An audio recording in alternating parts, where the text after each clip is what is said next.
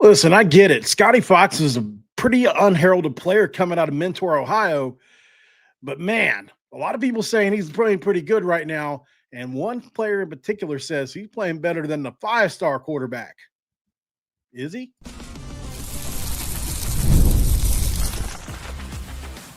You are Locked On West Virginia, your daily podcast on the West Virginia Mountaineers, part of the Locked On Podcast Network, your team every day. What is up, guys? Welcome back in. My name is Mountaineer Paul. I am your host. This is Locked On West Virginia, baby, where we're talking about the Mountaineers on the football side of things tonight, baby. Listen, I appreciate you guys for waiting again. I'm late again, as always. You guys should already know by now. Just wait about 5 minutes past time. This episode of Locked On West Virginia going to be brought to you by our friends over and always. We love talking about them. You know we do. At FanDuel. Right now, guys, when it comes to FanDuel, you can bet $5. That'll make you holla. And if you win, you get $300 in bonus bets used across the app. But I'm not alone. As a matter of fact, I have somebody I'd love to introduce to you today, sirs. Troy from Mountaineer Moment. What's going on, baby? Let's do it. What's up, baby? All right. So I had a phone conversation today. It was pretty cool. So we'll leave the name off the record just because I didn't get permission to use it. So talking with a former college quarterback today and trying to figure out about what I was trying to do eventually was, and I'm still going to do this, is get to Scotty Fox's high school head coach and talk to him. I was working my way through some people I thought knew the guy in Mentor, Ohio, and I came across the college quarterback through the studies, right? It's been a weird thing. But this guy played college quarterback. He played it at a Power 4 school out west, and he is well known on YouTube. Let's just say that much. So talking with him today, I was like, pretty cool quarterback matchup this week. We've got two freshmen going off head-to-head. He's like, listen, your freshman's better. I was like, huh? All right. What do you mean our freshman's better? He said, yeah, so far from what I've seen, you guys just happened to land a guy that was undervalued, under-recruited a little bit. It happens every year. It's not like it's a big shock. Yeah. And he's like, from what I've seen on tape, this kid's making advanced throws. And he is, if you go watch. I mean, if you go watch the TCU film specifically, he's throwing these things before receivers break, right?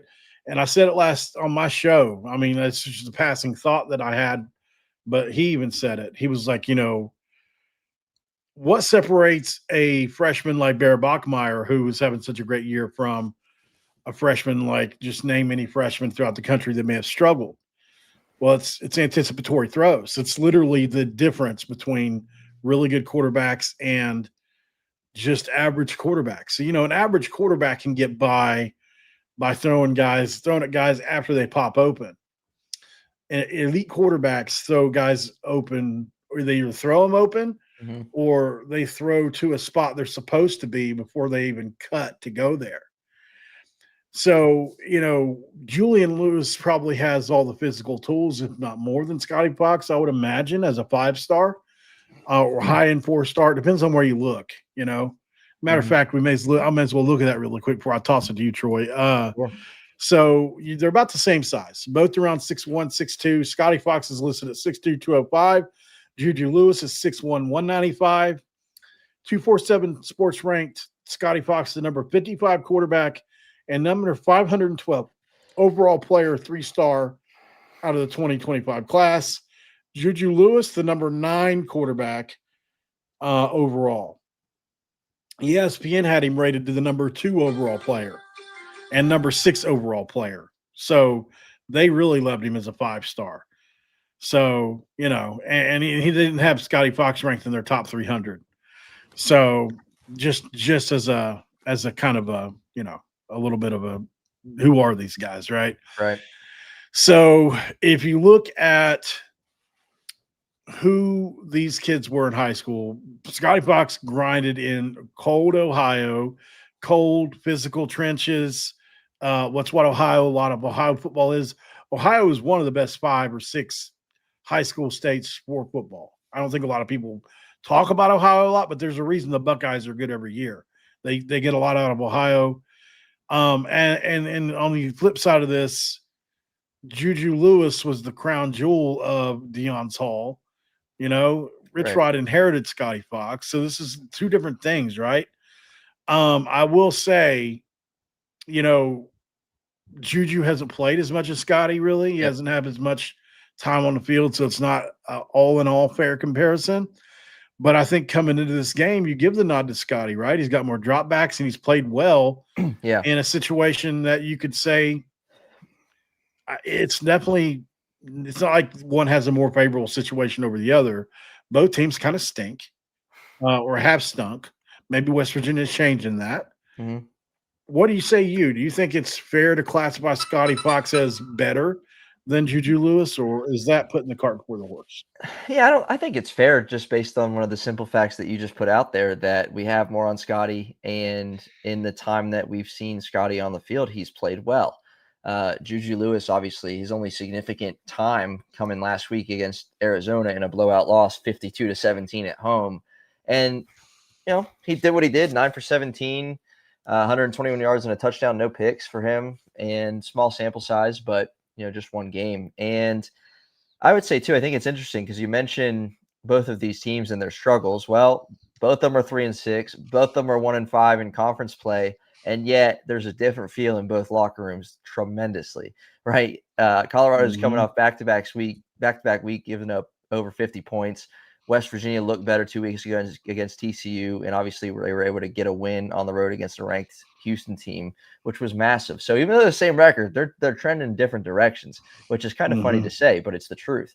So I think it is fair. I think, we've seen more of Scotty, not to say that Juju Lewis doesn't have a higher ceiling or that he's, not going to pan out to have a better career, all these things. But, man, Scotty, we're happy about him in Morgantown, that's for sure.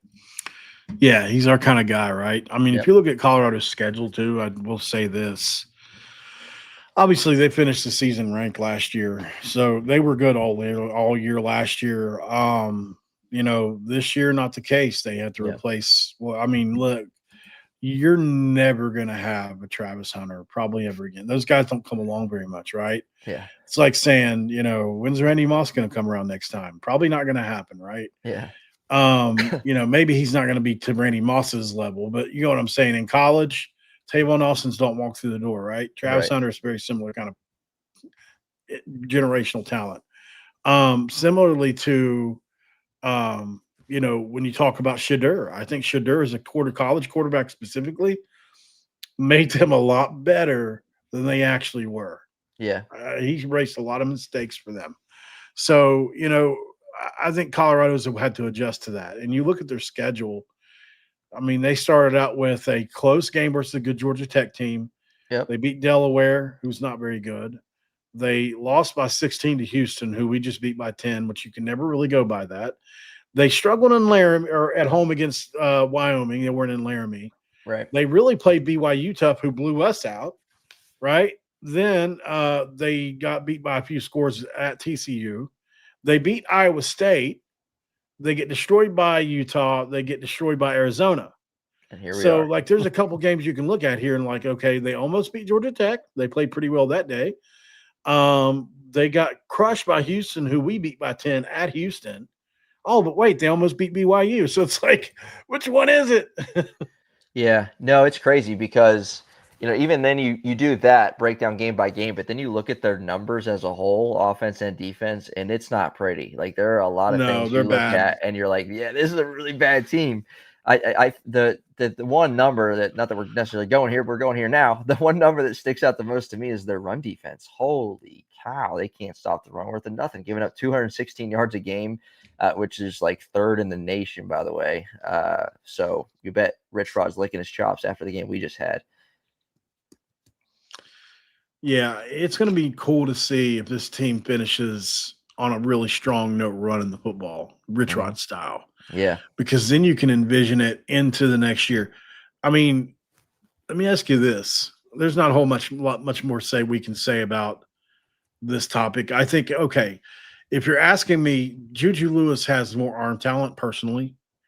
But I think Scotty's proven to be more accurate.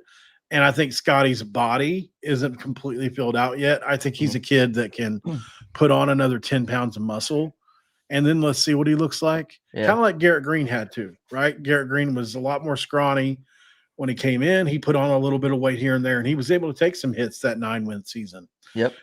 Scotty's a bigger, he's 6'2". I mean, he's like really what a lot of quarterbacks are nowadays. It's not the big immobile 6'5", 6'6" Elway, Right. Montana, Marino kind of guys anymore. Most guys are dual threat in some capacity, some more than others. Juju Lewis can absolutely fly. I mean, he's got wheels on wheels on wheels. So, he does present challenges if they get him going. Yeah. You don't want to be facing Zach Alley on a week where you need to figure it out, right? He's going to muddy the picture. Yes. He's going to simulate pressures. We say this all the time. Zach Alley's going to simulate pressure. He's going to send the kitchen sink at you some plays. He's,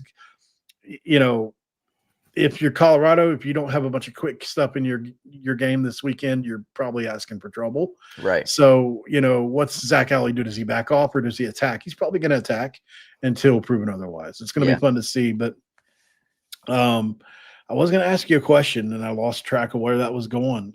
What you said was good, though. What you said was good. Yeah. And true. I mean, oh, my goodness. Like, this Colorado – and another interesting stat with Colorado, they don't have a player that's rushed for 100 yards in a game this year. I don't know if we can do the research on that. I don't know where to go for that, but I don't know how many teams in the country that represents because I don't know that it's a lot. Not a single game of 100 yards.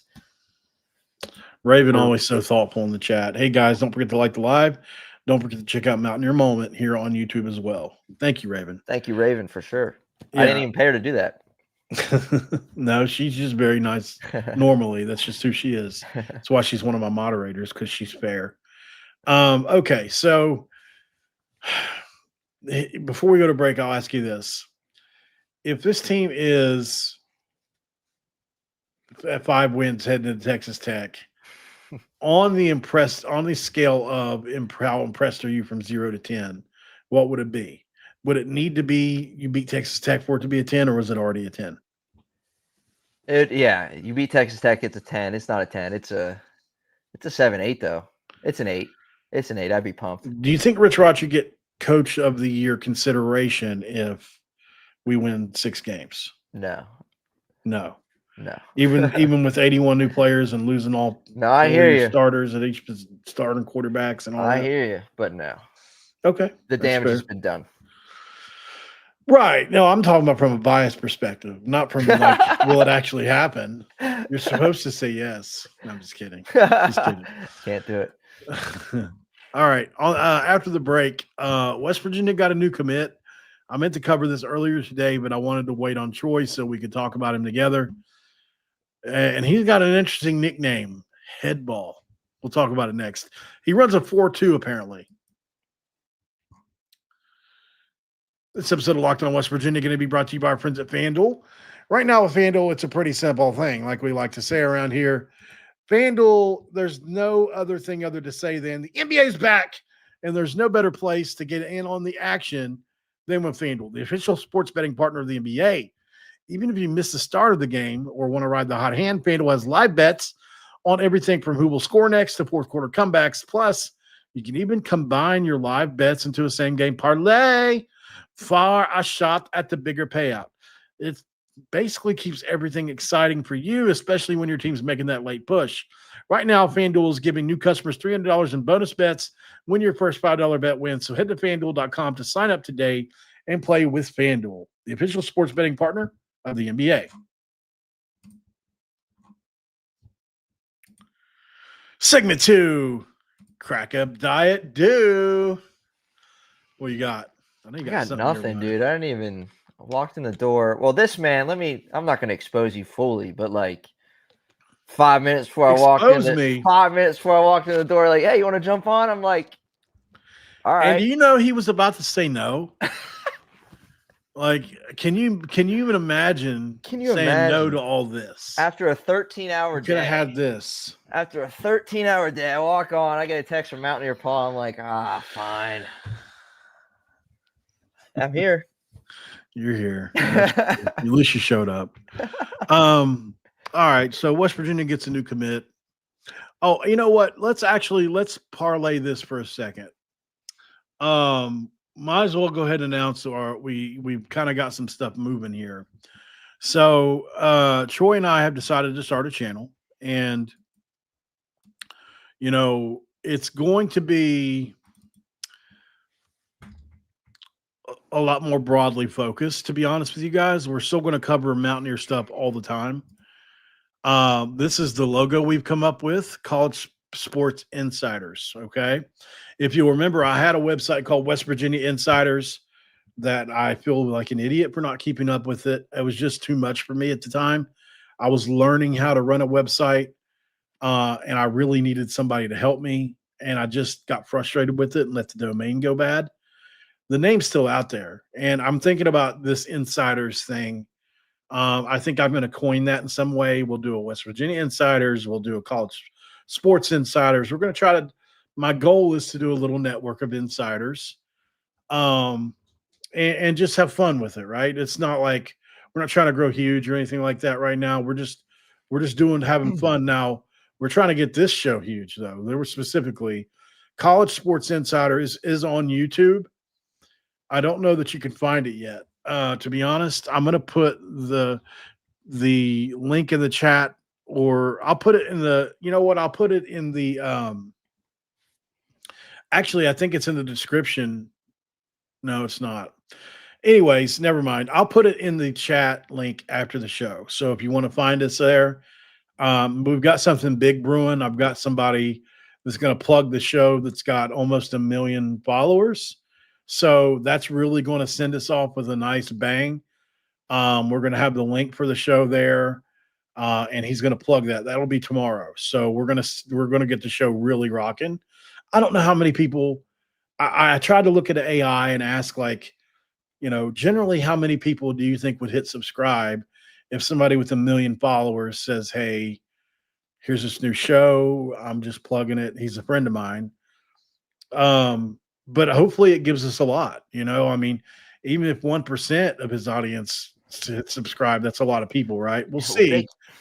I mean, hey, look, I ain't gonna say no to it. And if, we'll see what happens with it. Maybe only 100 do, but it's worth a shot. So tomorrow, guys, whenever we put this out, I'll just, if you don't mind, if you're on X or somewhere, just repost it, so that a lot of people can see, and we'll definitely cover it. But it'll be a daily show for me. I'll do something on it every day. National sports, West Virginia sports, the whole thing. So, all right, let's get to this recruit here.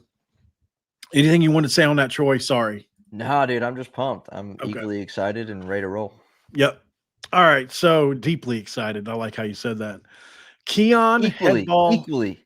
Huh? Equally excited. Okay. Deeply excited. Now that you mentioned it. Yeah. Deeply works.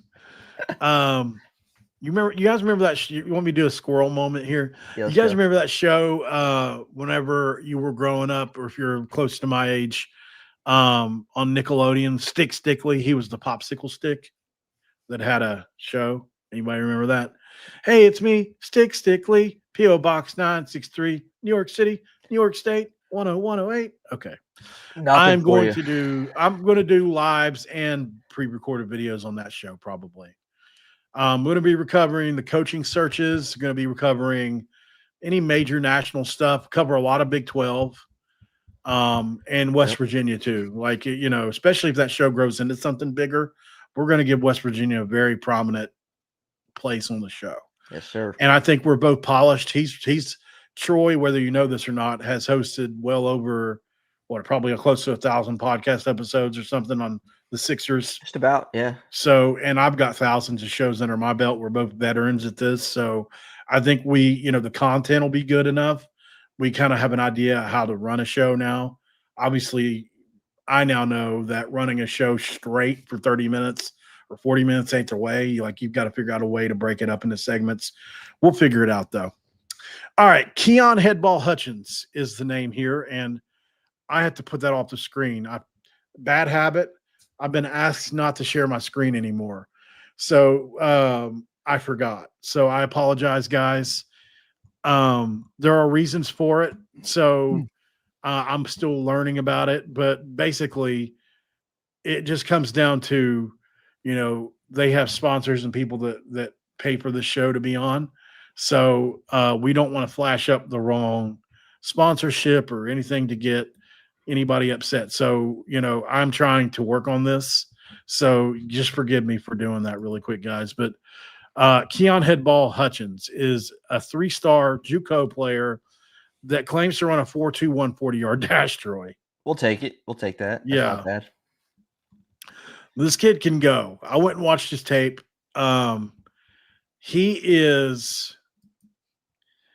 He's got another gear to him. I mean, it says his top speed is 24 miles an hour. If that's true, then he's going to be the fastest player on the team next year, I would imagine.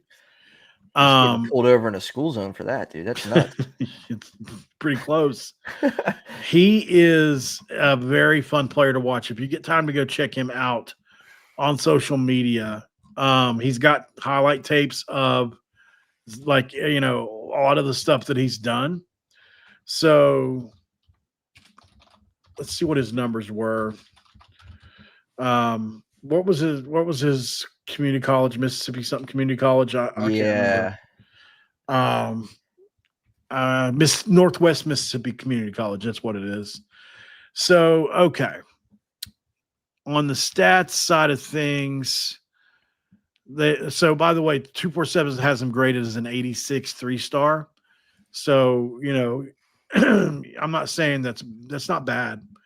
So it looks like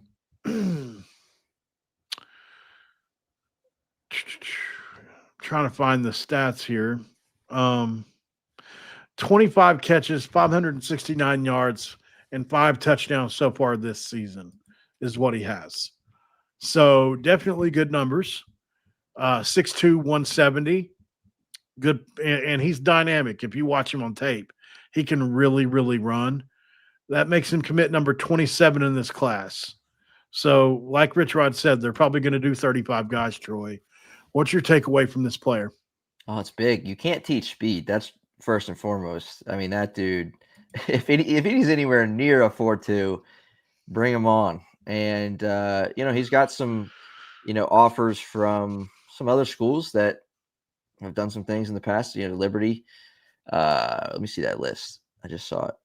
Liberty, Missouri State, North Texas, ODU, FAU, Texas State, Toledo, Troy, UTEP, Washington State, and some more. So I like it. I mean, we've seen JUCO guys be successful in this sport and for Mountaineers basketball and football. So excited to see what he brings. And hopefully, you hope with the JUCO guy that they're instant, instant offense, instant impact, that you're not waiting a few years for them to come in and do it. So excited for him. Absolutely. Sorry. I don't know what that was just now. Anyways, I can't believe that just happened. Anyway, everybody's probably like, what just happened? I don't know how I just did this, but I just put my hand down for a second, and I've got hand sanitizer, and it got on my hand. And when I put my hand up like this, it was on my hand, and it got my eye for a second. Burn. And so I was like, oh my God, I don't want to just be like, for a second. So I put you up for a second. I'll fly this thing solo, baby. Let's go. I must be rusty or something, man. We'll go off topic. Yeah. So, okay. Listen, we love the laughs. It's all good. We're good with the laughs. On the other side of the break, another thing I want to talk about. Obviously, we all know West Virginia basketball looks sluggish a little bit, right? In some aspects of the game. They also look good on defense. But I think we've got our leader, and that's who I want to highlight. We're going to ask Troy about that in 6 seconds.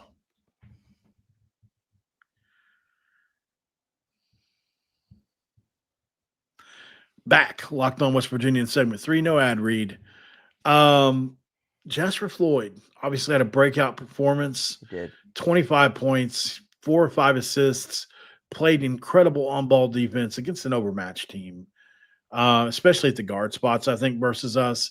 He was obviously much bigger, much stronger, and this is not a true representation of what he'll face, night in, night out. Just so let's perspective is fair. But he's always been capable of that. Like, I don't think there's any reason to think that Jasper Floyd can't grow into a larger role this year. What do you think? I absolutely agree. I think Ross Hodge, his coach at North Texas and coach now, hit it best in the post-game presser. I'm paraphrasing a little bit, but just mentioned that Jasper knows really, really well the team need game in and game out. And obviously there was a need. And I'm not gonna sit here and say the sky was falling, in that game against Mount St. Mary's.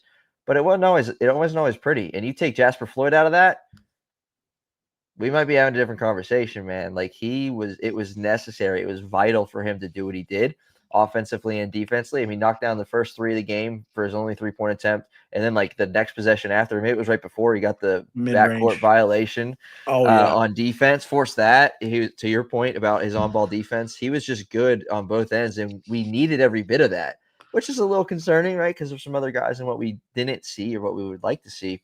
But we needed it. And I think, again, the point, what Ross Hodge says is he just has a great feel. He knows what's needed when the game comes. And even Jasper Floyd said post-game, he let the game come to him. And again, that's a good way to put it. Speaks to his ability to just he reads, for lack of a better way of saying, he reads the room. He reads the court. He knew it was needed of him, and he went and got it done. Yeah. And I'll tell you, obviously, I think what a lot of people maybe – I said this on the show right after the game, but, I think a lot of people were complaining about the size of the team and everything, and it's been well documented since then. But I think a lot of people forgot that 2 of our tops – like, if the rotation was what it was supposed to be – like I said, DJ Thomas, who flourished, by the way, in that game. Yes. Wouldn't have played probably but 10 minutes, 9 minutes. Right. Because obviously Jackson Fields eats up a lot of that time. No doubt about Chance Moore is going to eat up a lot of that time. Those are 2, not just big pieces, but huge pieces that will probably start in some games this year, both. You can make a case, right? So, at worst case, they're the 6th and 7th guys probably off your bench. Correct. Depending on what you need in any given – they're the 7 or 8 man rotations, what I'm saying, 100%. For sure. Yep. So, I think they obviously provide a lot of wing depth, wing size. They give you a little bit more ability to rebound and especially play defense. So there's never, they balance this team out better than people think. Sure, if all we have is what we had last night, it would be a lot more concerning. Absolutely. But this team has more. Chance Moore is a guy that can average you double figures. Come on, baby. Don't get me started. Yeah. I know Chance Moore's your guy, but he's a guy that can, he can hit mid to high 30s from 3. He can really get to the rack. He plays great on ball defense on the wing. Great rebounder. Jackson Fields was only, one of the 3 best players on an NCAA tournament team last year, and probably the 2nd best big they had, maybe the best big. But I mean, he averaged like 8, and he was almost like an 8 and 5 kind of guy. 5, there last year on an NCAA tournament team, and then had a great showing versus Kentucky. So he's very capable of doing it. And they just need for his bones to heal a little bit. It's non-shooting hand, not a big deal. His conditioning's been able to stay pretty much afloat. He'll come back in and join the team seamlessly. Yeah. Right, because you're not talking about guys that, they're seniors, upperclassmen, know what they're doing, been around college basketball, even though they're transfers like almost everybody else. They will fit in seamlessly. I think that's a good point. And, we got to keep that context because you said it perfectly. I've said it over on Mountaineer Moment too, even post-game. Like, these guys are not just other guys on the team. These guys, if they're healthy and they're eligible, they're on the floor and they're making a difference. Mount St. Mary's was missing guys too. And they were. One of their kids they were missing. One guy specifically. Yeah, he put up 15 against Duke in the NCAA tournament last year. So, right. Yeah, but then that means another player that played well wouldn't have been on the floor as much, right? I get it. He would have probably had a plus to the game on the plus minus, but would it have been plus 20 points? I don't know about that, but I do think it would have been. Absolutely, you're right. It would have been a different game in some ways. But then Coach Hodge would have probably played different strategies too. Yep. So it's not something you can just flat out it's just not a wholesale kind of like. It would have been different. I was surprised by no Forsyth last night. Yeah, I Personally. think the game was just too close for too long. That's Yeah. probably why. Yeah. Maybe he doesn't trust him enough to come in yet. There's something in practice he's not seeing. Maybe he's, I don't know, but certainly I think he'll get some playing time. But here's the last point I'll make on it. The biggest benefactor in all this is DJ Thomas, and I think these first 5 games without Chance Moore, without Jackson Fields, only benefit him the most. Yes. Because he's going to be the guy that plays the bulk of the wing minutes and the sliding down and play 4 every now and then. And he's going to be an elite defender for us. I can already tell that. And he's got some offensive game to him. He's one of those guys that by the time he's a junior or senior is going to be tough. He's going to be tough. So I'm already a big – what a great pull by them. He wasn't recruited by a ton of schools. Clearly he belongs on the Power 4 level, I think. We'll see what he looks like against Power 4 competition. But that was a great showing from him yesterday as well, DJ Thomas. If you would have asked me between him and Amir before the year, I would have said Amir, right? Who's going to be the better freshman. But clearly he's much, much further along than we thought. And to Ross Hodges' credit, he said as much all off season. Yeah, no, he was big. That was really, really encouraging sign. And you knew obviously coming in and it's going to continue over these first few games that there's going to be an opportunity for him and Amir. And what are they going to do with it? Well, I like what DJ did with it last night. Yeah, they'll grow up, and it's going to be great for the rest of the year because this first 5 games are going to have a chance to really play some good teams. Pitt's going to be a tough out, and we're going to be shorthanded for that game, unfortunately.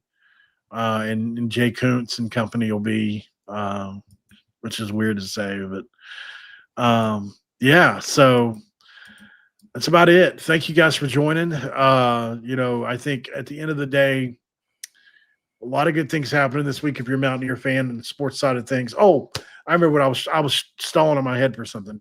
The women's team won. If you don't follow the women, I do. I went back and watched the highlights of the game because I couldn't find it when they were playing. Kiera Wheeler, who is an amazing player out of Norfolk State, transferred in. She did what she does, 14-7. Jordan Thomas had 12-5. Really, she's another really good forward on this team. Jordan Harrison, one of the best players in the Big 12, had 15 points in the game. Sydney Shaw, one of the best shooters in the league, had 11 points and 7 rebounds in the game. And then you look at Riley Mikulski, not Creighton. Where'd she transfer from? I can't remember where she transferred out of. It was a school in the Big East somewhere. But she had 8 points, which was great to see. So, and they've got others too. They're going to be a really good basketball team this year. And Carter McRae had 9 rebounds in this game. No points, but I'm telling you, they've done a really good job with, Carter McRae. Because I don't think a lot of people realize who she is or where she came from or anything. She played at Wisconsin last year as one of their best bigs, and I was truly impressed. So there's a lot going on with that women's team. They're going to be good. So, all right, guys, thanks for joining in. Troy and I are going to start our new show coming up this week. I'll be doing a lot of episodes on there. Troy will be joining whenever he can. Hopefully we can schedule it out, and we'll be able to do a few a week with him on there. I don't know what the plan is yet. We're going to try to figure it out, but when you see this tomorrow, we're going to have a big bump from a friend. Like I said, it's going to be really cool. We'll see how much traction it gives us to start. We'll see you then. Thanks for making Locked On West Virginia your first listen. Make sure you check out Mountaineer Moment with Troy. Does a great job over there on his personal show. Really cool background, much better than mine. And, he loves to make it all colorful and stuff. So he does a good job with that. But we will see you guys in the next one, guys. Like, share, subscribe, the whole 9. And don't forget about Locked On Big 12 with Direct Toll. As we all know, Locked On Big 12 is probably one of the best performing shows on YouTube for college sports right now. From the rivalries to the championship game and everything in between, you can find Locked On Big 12 on YouTube or wherever you listen to your podcast. Part of Locked On Podcast Network, we talk about your team every single day. Until then, though, we just have one message for you. Don't forget to cue those country roads, baby. Good night.